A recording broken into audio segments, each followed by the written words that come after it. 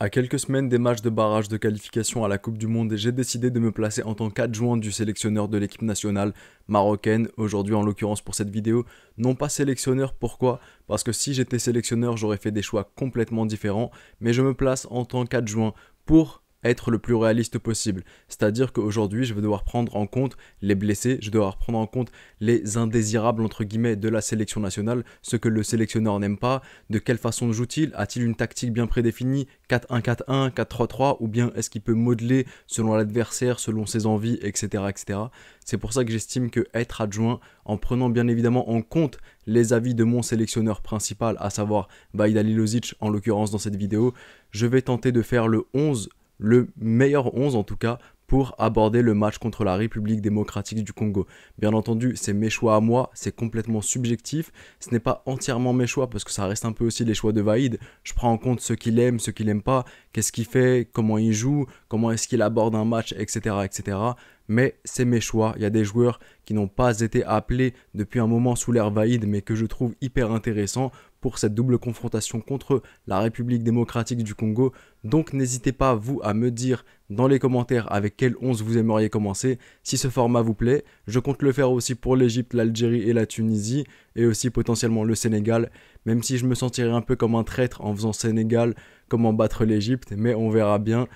Si ça vous plaît, n'hésitez pas à me le dire en commentaire et on commence dès maintenant. Et je vais vous mettre la composition juste là ou juste là, je sais pas où exactement encore, ça dépendra du montage. Je vais d'abord lister chacun de mes choix ainsi que le dispositif et ensuite je justifierai chacun de mes choix par la suite. Je commence avec un 4-4-2 au poste de gardien Yacine Bounou. En défenseur droit, je mets Chibi. Charnière centrale, je garde la même charnière que durant la Coupe d'Afrique des Nations, Saïs et Aguerd. En défenseur gauche, je mets Hamza Mendil. Je joue avec 4 milieux de terrain, milieu gauche, Sofiane Boufal. Les deux milieux centraux, ce sera Imran Louza et Amallah. Et en tant que milieu droit, je mets Achraf Hakimi.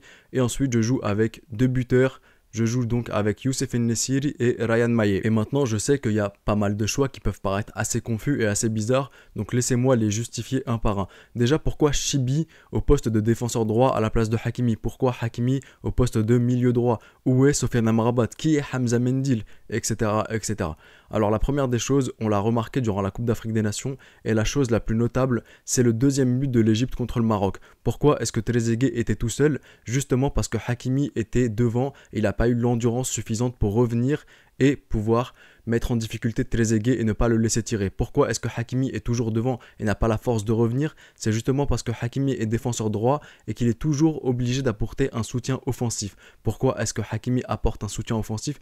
Parce que tu n'as pas d'ailier droit, d'attaquant droit d'un grand calibre qui puisse absolument tout faire. Donc Hakimi est toujours obligé de monter et de descendre. Hakimi est un être humain avec la plus grande endurance du monde, il va se fatiguer au bout d'un moment, et quand on sait que Hector Cooper ne joue que avec un bloc défensif, bloc équipe extrêmement resserré et sur des contre-attaques, ça va être très très dangereux de se jouer à ce jeu-là. Donc Hakimi, vu que je n'ai pas d'éléments plutôt offensifs suffisamment fort, je mets Hakimi en milieu droit et Chibi sera derrière. Comme ça, on ne sera jamais pris de dos, on ne sera jamais pris de court, et j'ai quelqu'un qui est au poste de défenseur droit qui pourra faire les replis défensifs et pas toujours Hakimi, Hakimi, Hakimi. Voilà pourquoi est-ce que je mets Chibi au poste de défenseur droit et Hakimi au poste de milieu droit. Sofiane Amrabat maintenant, où est-il dans ma composition d'équipe? Pourquoi n'est-il pas au milieu de terrain? Alors je l'ai trouvé très très bon à la récupération durant la Coupe d'Afrique des Nations. Maintenant dans le fait d'aller de l'avant, je trouve qu'il casse complètement le rythme. Il fait uniquement des passes sur les côtés ou des passes en retrait et c'est pas le genre de profil dont j'aurais besoin. Je vais pas avoir besoin d'un mec à la récupération contre la République démocratique du Congo de monsieur Hector Cooper. J'aurais jamais besoin de ça contre lui.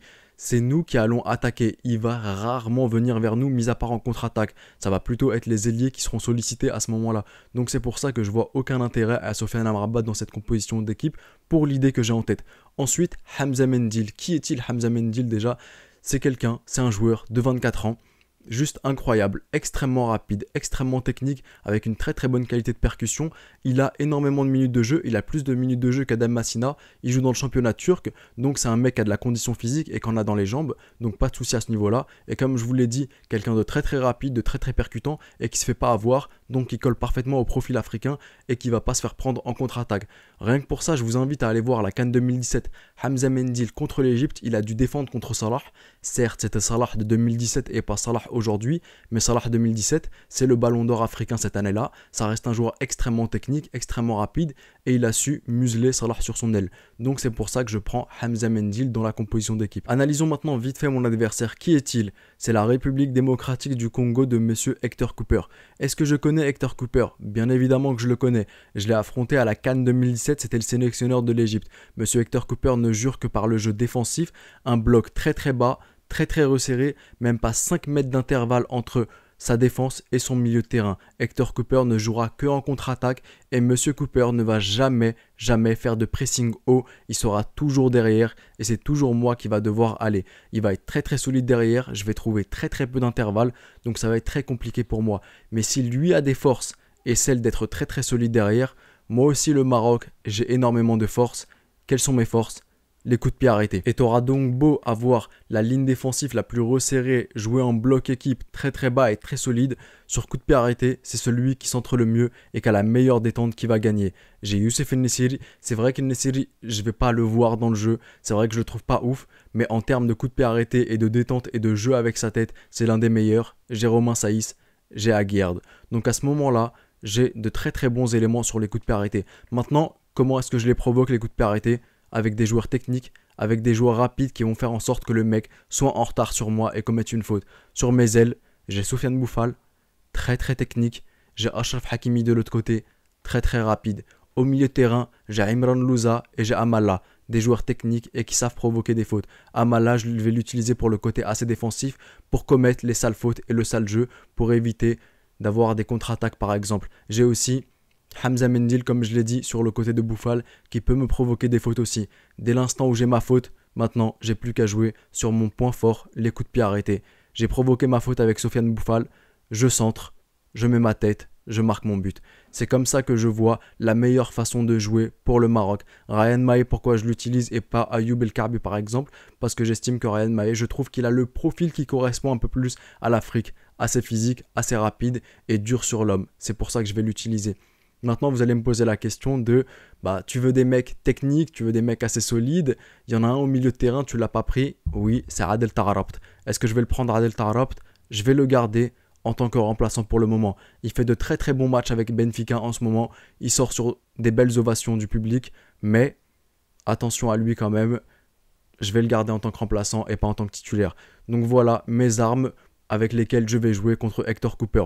Dans le jeu normal, je vais pas pouvoir transpercer sa défense. Il va jouer très resserré, ça va être extrêmement compliqué. Mais ce que je peux faire, c'est avoir des joueurs techniques, j'en ai, des joueurs rapides, j'en ai, qui vont me provoquer des fautes. Et c'est sur faute, sur coup de pied arrêté, que j'ai marqué le plus de buts dernièrement.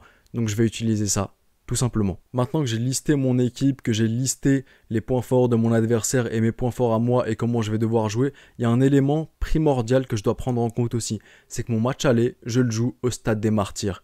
Rien que le nom il fait peur, mais au-delà du nom qui fait peur et de l'ambiance qui est juste très pesante là-bas dans ce Stade des Martyrs, il y a un élément qui est très important, c'est la pelouse. C'est une pelouse artificielle, donc un synthétique. Certes, c'est un synthétique de dernière qualité, mais ça reste un synthétique. Donc, est-ce qu'à partir de ce moment-là, je dois faire des sacrifices dans mon équipe, enlever certains joueurs pour éviter des blessures pour le match retour? J'estime que si je dois enlever un seul joueur, je vais garder quand même mon gardien. Je vais garder Soufiane Boufal, parce que n'oublions pas que les buts à l'extérieur ont été retirés en Europe, mais ils seront toujours d'actualité en Afrique. Donc je dois essayer d'en mettre un ou deux sur coup de pied arrêté là-bas au Stade des Martyrs, donc j'ai besoin de mes meilleurs éléments. Mais si je devais changer quelqu'un, je changerais un des deux défenseurs centraux, soit Romain Saïs, soit Aguerd, pour en préserver un des deux pour le match retour que je vais jouer au Maroc, et je mettrai à sa place Badr Bannoun, le défenseur d'Al Ahly en Égypte. Certes, il a un physique très skinny, qui peut paraître hyper frêle, mais quand je vous dis qu'il a été un élément essentiel de la réussite et du succès d'Al Ahly en Ligue des Champions de la CAF et que sur coup de pied arrêté, il est juste incroyable et il faut même pas se fier à son physique. Comme disait Niska, ne te fie pas à mon gabarit, je viens du 9-1, je sais me bagarrer, lui c'est pareil. Ne te fie pas à son gabarit, il est extrêmement solide, extrêmement puissant et extrêmement dur sur l'homme. Ça fait très sale de dire ça. Si je devais sacrifier un joueur, je mettrais Badr Bannoun à la place d'un meilleur joueur entre guillemets pour le préserver pour le match retour.